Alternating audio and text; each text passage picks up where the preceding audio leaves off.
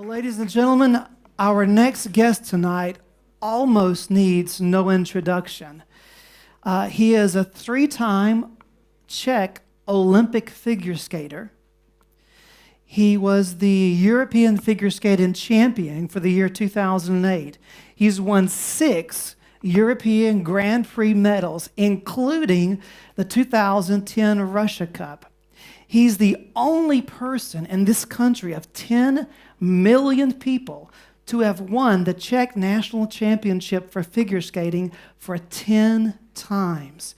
And he's only one of 3 or 4 people in the whole world who is able to perform 2, not triple lutz, but 2 quads back to back. Ladies and gentlemen, a real Czech champion, Tomas Verner. That's done. How you doing, buddy? Wow, I can't believe you're here, man. You have been a big inspiration for me. I've watched you for many years. Before I get started with your interviews, I must tell you, two performances I saw you do. One maybe was in, I think, 2008, when you performed a Michael Jackson set. Dude, that was amazing. And the costume. I got the inspiration. Wow, you were amazing. Well, it looks great on you. Thanks. It's the great part of my sport that I can also have fun doing it. Yeah. And another favorite spot for me was, I think it was in 2010, SPC. It was your comeback. And I don't have it memorized, but if I can just quote the commentators. They were watching you, and you did a country music performance. This was after some years of difficulties and troubles for you. But when you came back with this performance, I heard the TV announcers literally say, "Oh my God, it's impossible." He came back. Look at this. This performance puts him back on top. And they literally said, perfect performance, flawless. He's made a comeback. Nobody else could do it. I have so many questions for you. So many, but we've got time. So first question is, Tomas, so many questions, I'm going to have to use this tonight. I'm sorry. I'm 45 years old. Can you tell me, I understand that you started figure skating at 5 years old. Why did you choose figure skating instead of hockey? What was it? Was there a reason? It's quite simple. I'm sorry, I won't be so much looking to you, but it's not that I want to ignore you, but the lights are really bright, so I'll be looking towards the dawn if you excuse me. Wait. Yo, talk. Not. All right. Zlaté české ručičky. That's much better. I probably look like a rock star now. You do. So the real reason why I started skating, it's not a secret, and I told it many times because I'm actually proud of it. Yeah. I didn't start because of being pushed by my parents. I started based on love from kindergarten. Wow, mateřská škola. Yes, your Czech is great. Thank you. Well, I fell in love in kindergarten, and being 5, I didn't have many chances to be with my girlfriend and future wife. On other occasions, but in the kindergarten, and you're in constant supervision of the teacher. And so she's always on your back, so there's no room for romance just I felt pressure, so I needed other activity to spend time with her, and that was figure skating. So I didn't care for figure skating at all. I didn't know anything about the sport. I only knew it's happening in the ice rink. I would need some sort of equipment for my feet, and that was it. So this is the true story about my skating. And what happened to her? She quit after 3 years, and then she left me alone at the rink, and I changed, I switched the love to her towards the sport, and it never left me. Wow. What left me was my health, so that's why I'm retired and I can sit here and talk to you and to you. But I feel like an idiot with those glasses. That's okay. Just put them down. Well, let me ask you a question. At 5 years old, you were already a champion. Just nobody knew it yet. Then when you were 15, you won, I think it was Your first award, it was second place at Czech National Championship, I think it was. And a year later, I think it was that you won your first of 10 golden medals for the Czech Championship. Did you have any idea or feeling when you were so young that one day it would lead to something like this? No, I didn't. I haven't got a clue, and that's all thanks to my parents, because they never pushed me. They were never ambitious. It was all up to me. And even when I won the first national title, I didn't dream about winning it more and more and more. I was doing simply what I wanted to do, what I enjoyed. And there was no ultimate goal to go and win the Olympic Games. It was only right now and right here, doing what I love. And unfortunately, I couldn't keep it all the way till the end of my career, because then you have to process the thoughts of success versus failure and what the consequences are, because this sport is really only rich man's sport, which my family is not. So we had rough times financing the sport.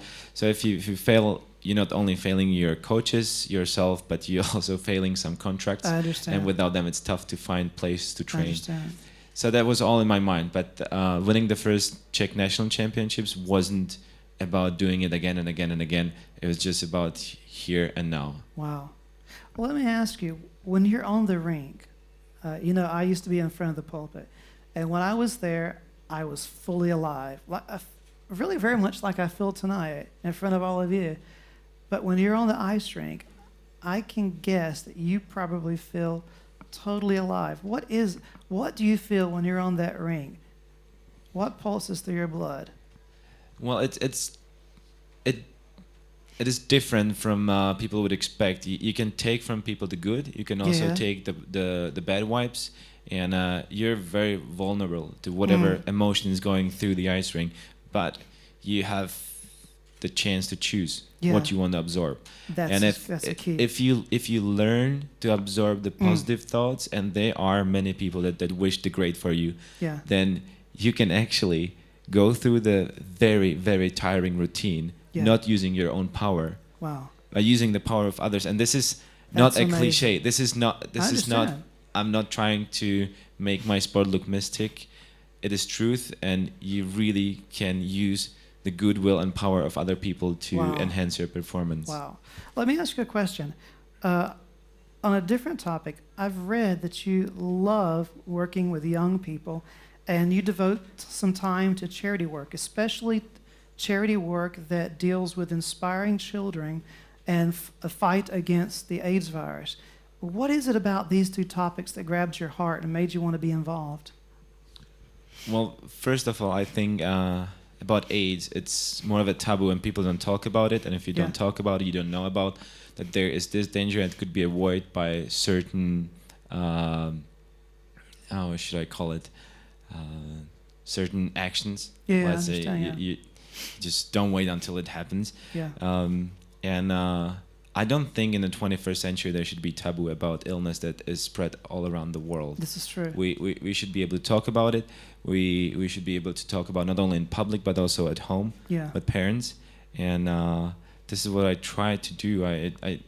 I don't have my own project, so I've been asked to join already well set project running and being successful.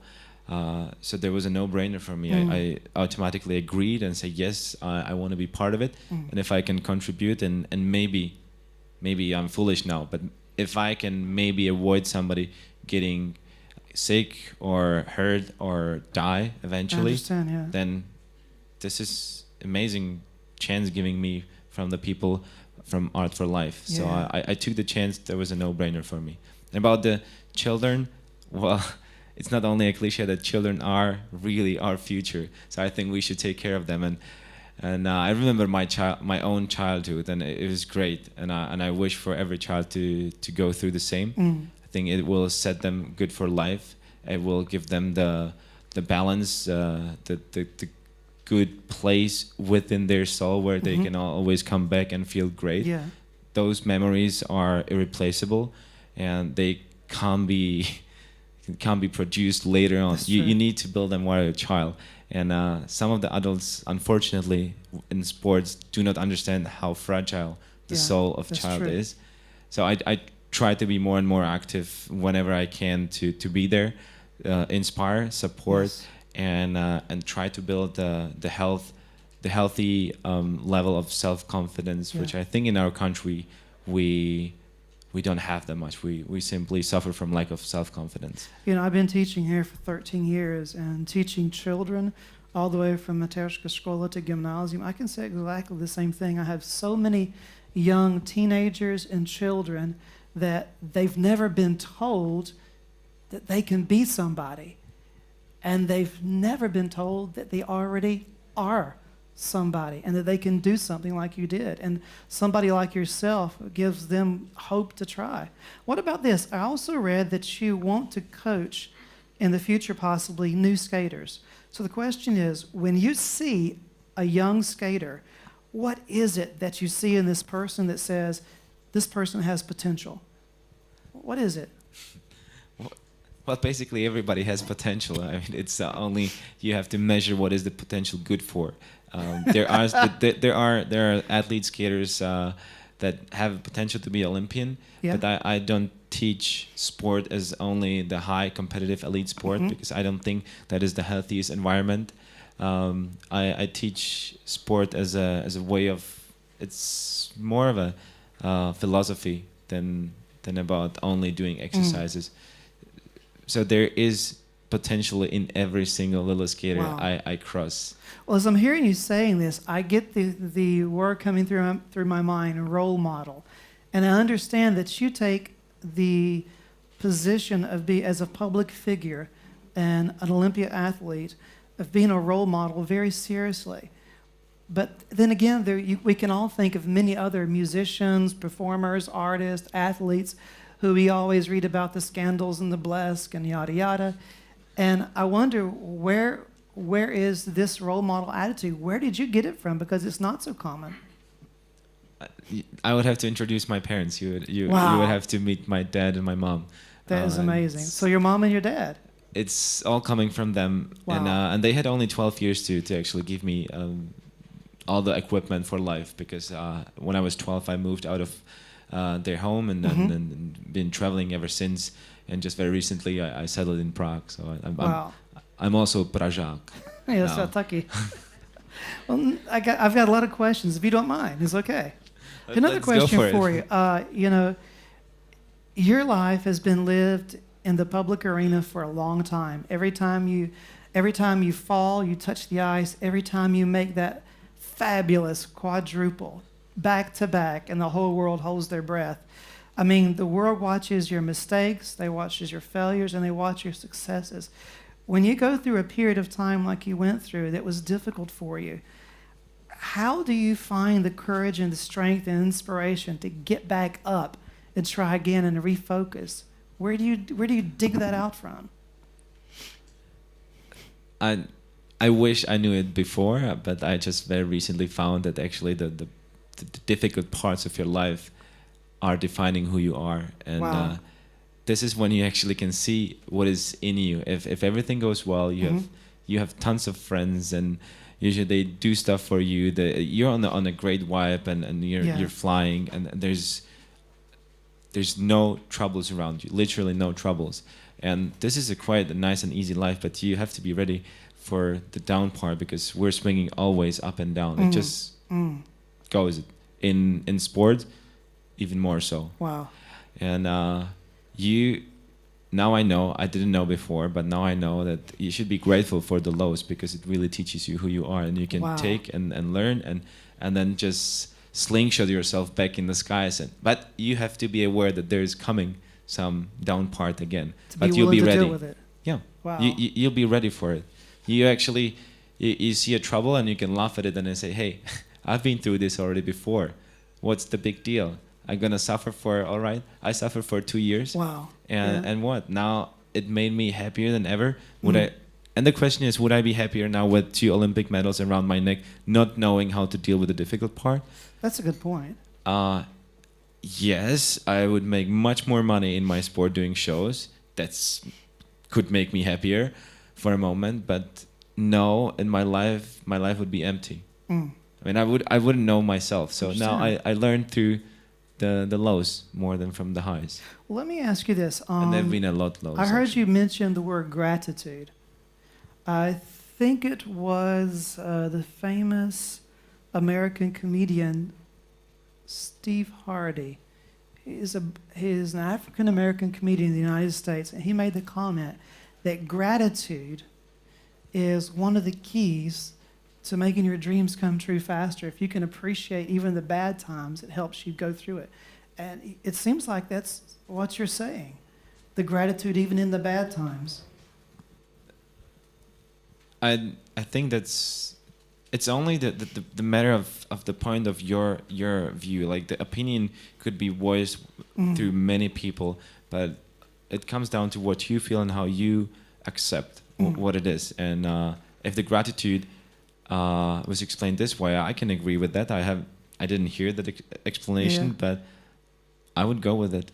What about this? Let's talk about this quote that you read one time from an interview. Now, you must forgive me because I use a lot of Google Przekładacz. No, okay? And so maybe I got your interview a little bit wrong. But if I'm correct, I read that you said this, and I quote, "I'm the happiest right now. I'm happy and I do everything to keep it that way. It's more about inner conditions than outer conditions." What do you mean by that? I said I've been taught from life. It really only comes down to what you feel and how you perceive what's going around you. You are the one who define what your life is and what the surrounding is. Like it's all your life. It's projection, and you absorb it. So if you're happy, everything just lights up, and you live in the happier place.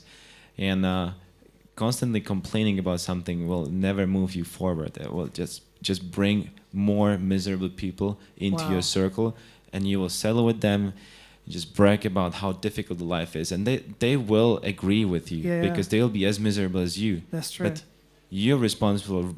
You are responsible for bringing them into your life with a negative vibe. You just call them, say, "I'm so miserable." Who is also miserable? Like, okay, I'm miserable. All right, so that's so bad. Everything is against me. No.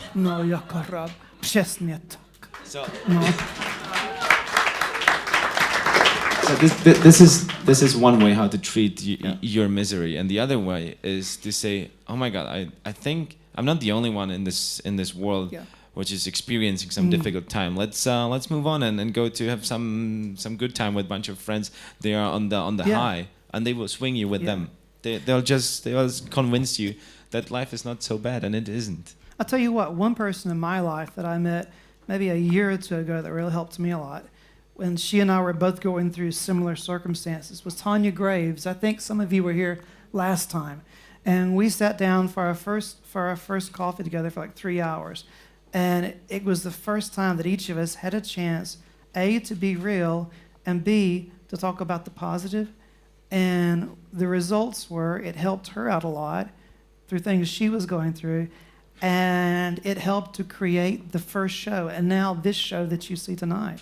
Oh, another question for you, and tell me, what do you think about this? I read that during some of your difficult times, when you felt like that your performances were not what you wanted them to be, that you needed to regain your self-confidence. So a friend of yours, Daniel Londa, called you when you were in Vancouver and said, "Can we get together and talk?"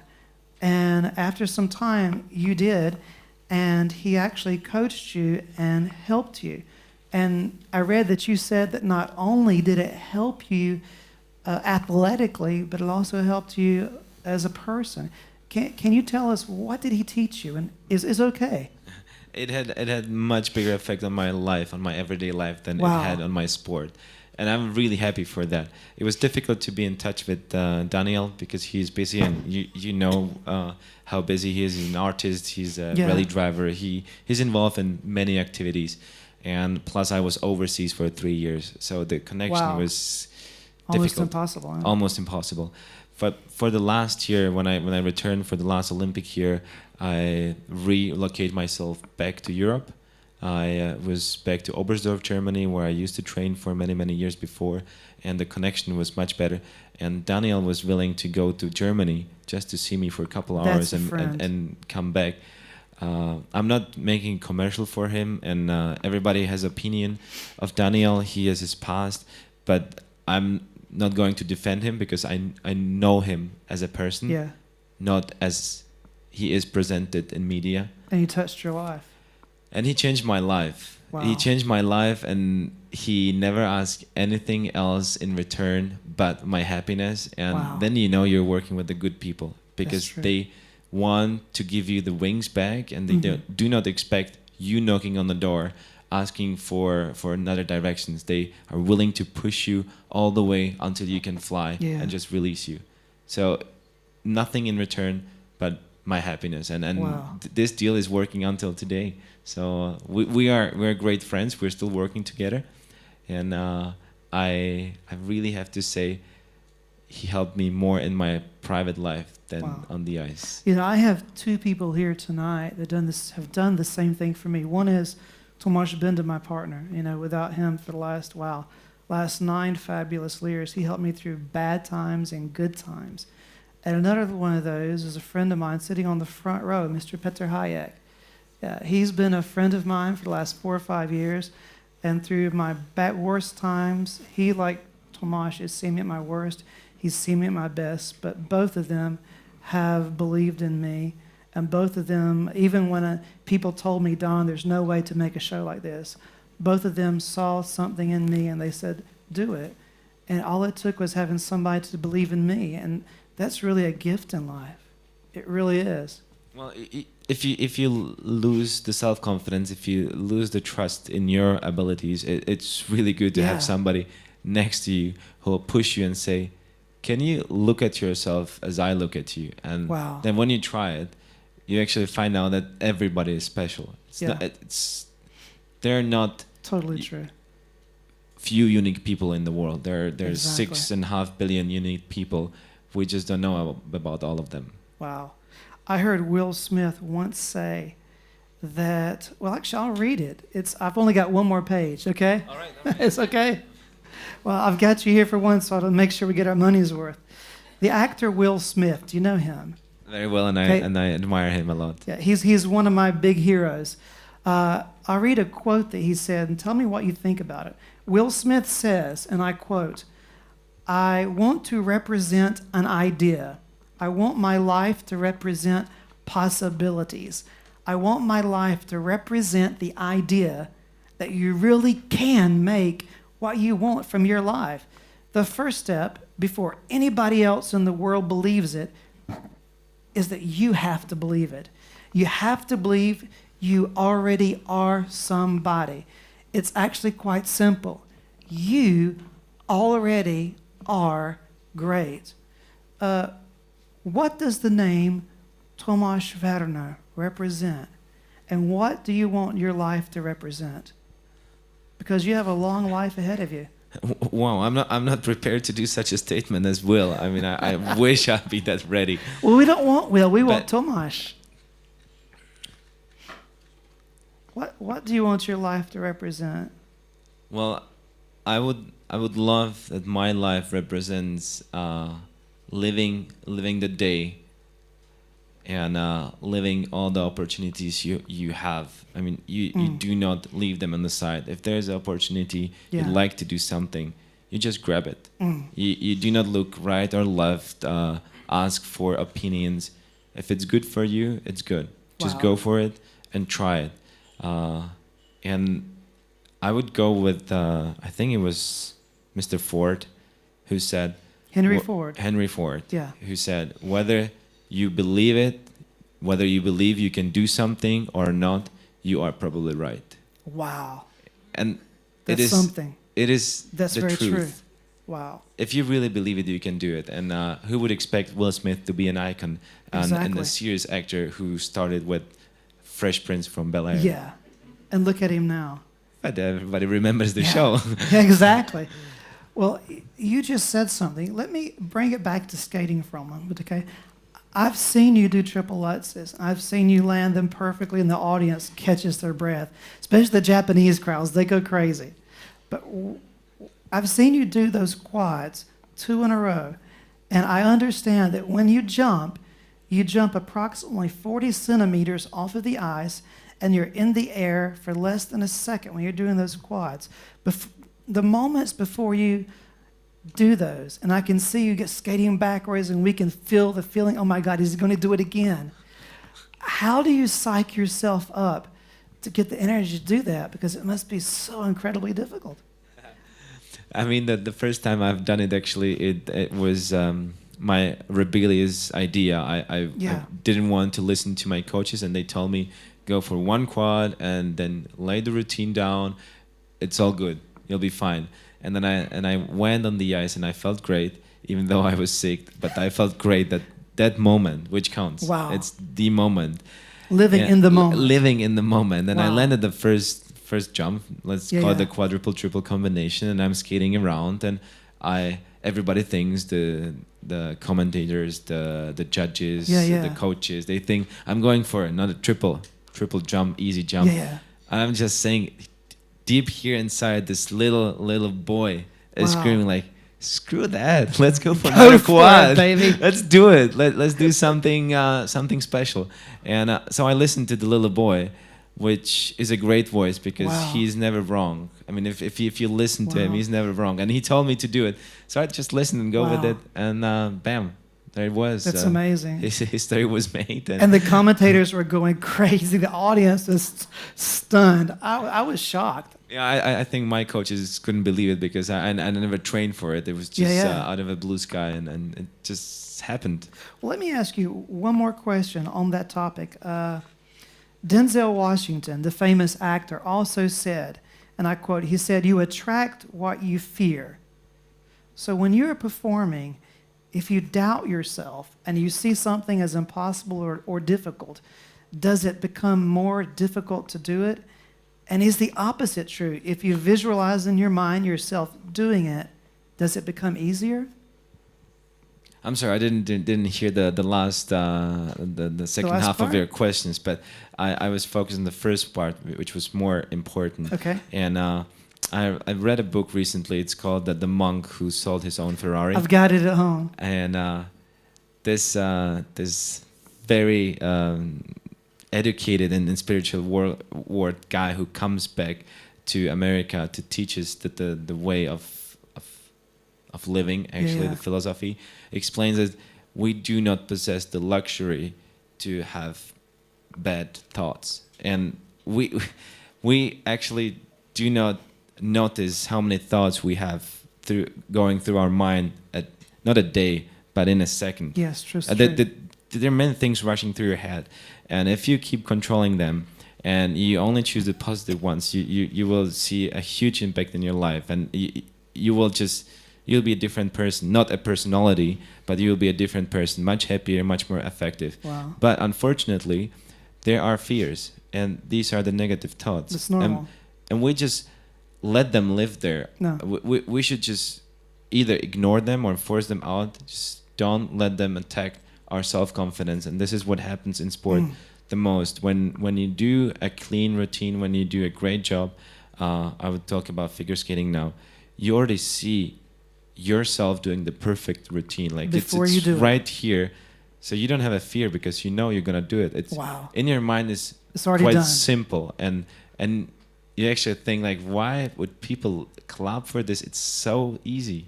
It is not. But I understand. in your mind, you have this little guy in your mind skating the same routine and never doing mistakes. And if you follow him, you won't do the mistakes. But if you come on, it's not only a figure skating. It's a graduation. You're coming for a graduation, and there it is, the sack with numbers, and you're saying, like, please not 23, please not 23. Bam. Yeah. She's right there. How is that possible? It's the universe works this way. It's you just the energy, the negative energy of you projecting that you don't want it, you don't want it, you don't want it. The universe doesn't understand the word no. He's a, I want it. He understands. Okay, I give it to him. I just give it to him, to that guy. Okay, 23. Wow. You have it. English literature. Well, can I share something with you? This is a very going along. Maybe it's taking a little bit farther, but many of you know my life, and you've seen my story on YouTube on Don Hall, Gosha TV, a film, a documentary that was made about me by the Czech documentarz. Is that correct? Documentarz? Documentarista. No. Pan Igor Haun. No. And he filmed, I didn't know he was there, but he was there and he filmed the story of my life. And, years ago I stood before for almost 15 years on television, on radio, all over the United States, and as a pastor. And when I decided to stop that, I thought my world had fallen apart. And I went through a long period of time of trying to find myself again, very much like the times you go through when you have your ups and downs and your body's hurting like hell and you're, well, what do I do next? And I came across actually this book, The Secret. And I'm not like trying to sell this book. I'm giving it away for free tonight. But really, it changed my life. And one thing it talked about was making something called a dream board. And what that is, it's something totally crazy. You cut out photographs of things that you want to achieve, you want to be, you want to have, and put them there on that board.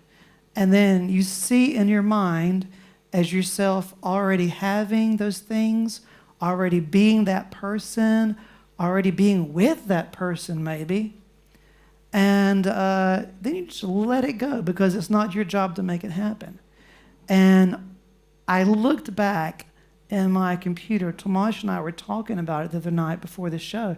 On December the 11th, 2013, I made, and this is no joke, I can bring my computer and you can see the date.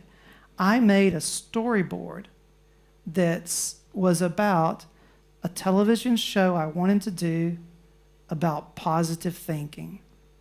I had the set, literally, the set that I wanted, the themes I wanted, the fact that I wanted to be on not just one television camera, like some amateur event, but as you can see, many. And I had a team of sound engineers, a film crew, a fabulous staff that were making it happen. I detailed on each page in my PowerPoint presentation, this is what I want my life to be. And on October the 9th, 2014, we had the first premiere of the Don Hall Show. And I totally forgot about that. And this past week, when I was working on this set, because this new set you see tonight, I redesigned it. It was something that was in my imagination. And when I looked back through the computer, by accident, I opened up this PowerPoint file that I forgot about. And I realized, oh my goodness, really? A year ago, here was the dream board. And here's the dream. It's quick, isn't it? It's amazing. It doesn't always work that way, but I tell you what, when it does, honey, it's good. Let me ask you just a couple last questions, and I'll let you go. We have something else to do first, too. Question, I understand that your favorite actors are Mel Gibson and Al Pacino. What is it about them that make them your favorite? Well, I have a few more to mention, but... Go ahead. For instance, my very, very favorite movie is The Bucket List with Morgan Freeman and Jack Nicholson. I love that. But I don't believe that Jack Nicholson is actually a good actor. I think he's just himself. I mean, he is. And Morgan Freeman is Morgan Freeman. Those guys are perfect for those roles, and I admire them so much. Well, Mel Gibson, I love that guy from Die Hard for so many years, and I've seen many other movies with him and some interviews, and I just loved his attitude towards life, and I love his activities, and that he was not afraid of anything, trying new projects, and that was inspiring, even though he never stood on the ice and he had nothing to do with figure skating. But he was just this inspiring character, and then something happened in his life. I don't know why he went down, but this is up to him, and this is his journey. Maybe he had too much of the great slingshot up, and then he might swing back again. We never know. Well, one last question for you. Can you tell us about your new show? I believe it's coming out, is it October? Can you tell us something about it? Is it okay? that is absolutely okay. There are actually many shows coming up. I'm working in Russia with Evgeny Plushenko, Yeah? which is, I believe, No way. the greatest The skater? the greatest skater of all Excuse times. me, but he's on your level, but wow. He's like No, he's way beyond my level. you're like Michael Jackson, but he's like Elvis, no? Well, Yeah. I wish that Two would be kings. truth. Yeah. Well, we actually have a show named Kings on Ice as well, Really? which represents 4 kings, which is Plushenko, Lambiel, Joubert, Yeah. and Werner. And we just sold out a great crowd in Warsaw, 22,000 people coming to 22,000. see figure skating, which was the record Wow. for Europe. And can you imagine, at one time, you were a kid in Mateuszka Szkola, 5 years old, who started skating because you loved a girl. And you never stopped because then you loved the sport. And then you learned to love yourself. Because the kids are actually, they are wise. I mean, and it's foolish to think that Yeah. they are not troubled, or their trouble are not as important as our No, trouble with that's work. true. Their trouble are as important as our life choices, but they are wise. So I was They wise, are. and I was doing one thing at a time. Wow. And I never made myself busy with thinking about medals and stuff. It was love, and then some weird sport on the ice. Then the love disappeared, and then there was the ice sport, Wow. and then it continues. It's like a snowball. It goes around and around, and here I am sitting with you in your dream show. Wow. And that, I think the problem with Czech people, especially with Czech people, they do not believe that it's quite simple to be positive. As simple as drawing a board and putting it on your door, just to see it every day, and there will be 3 goals what you want to be or what you want to do this year. You will do it. It And totally if you want to try out how powerful your positive strength is, I'm sure you're driving around sometimes. That you go shopping or you go some favorite place. Hey, I know what you're talking about. I do this with the seat on the bus. Yeah. Every morning. No, but you can't find a parking lot because it's so crowded. So give the universe a little bit of heads up. Give it like, let's say 30 minutes, and really wish for parking lot in the spot. Specify which one. Really you might wish get the for back it. one. But don't fool yourself. Don't be negative and say, I'll just try how it works. No, wish for it. Be sure it's gonna happen, and I assure you it's gonna happen. Well, Tomas, we have 2 more things to do before you go. I'm sorry to keep you so long, but again, we have another copy with Tomas's signature in it. Can you choose somebody first of all to give it to? So that's the number 1. Yes, I can do it. Okay. Okay. One step at a time. Yeah, one step at a time. Yeah. I don't see anything like this, so I'll just gonna go and look around. And I would go with the youngster here. Okay. So, discover the secret.